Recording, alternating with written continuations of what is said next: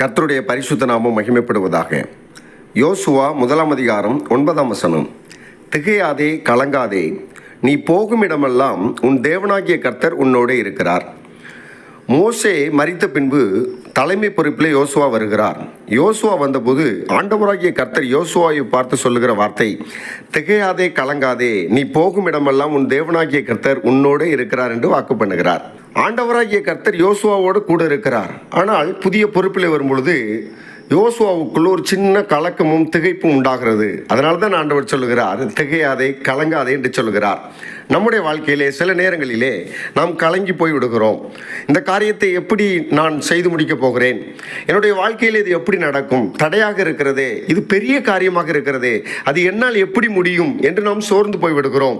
ஆண்டவராகிய கர்த்தர் உங்களுக்கு சொல்லுகிற வார்த்தை என்னவென்றால், திகையாதே, கலங்காதே, நீ போகும் இடமெல்லாம் உன் தேவனாகிய கர்த்தர் உன்னோடு கூட இருக்கிறார். அன்பான தேவஜனமே, நாம் கவலைப்பட வேண்டாம், கலங்க வேண்டாம், திகைக்க வேண்டாம், பயப்பட வேண்டாம்.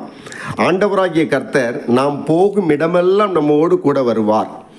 இந்த நேரத்திலே நாம் செய்ய வேண்டிய காரியம் ஒன்றே ஒன்றுதான். நாம் கர்த்தருக்கு பிரியமான வாழ்க்கை வாழ வேண்டும். ஆண்டவராகிய கர்த்தருக்கு உண்மையாக இருந்து அவர் ஒருவரை மட்டுமே ஆராதித்து பரிசுத்த வாழ்க்கை வாழும் பொழுது ஆண்டவராகிய கர்த்தர் நிச்சயமாக நன்மையான காரியங்களை செய்வார்.